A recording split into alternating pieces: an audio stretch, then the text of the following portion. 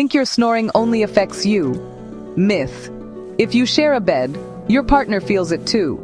One study found partners of snorers woke up 21 times every hour.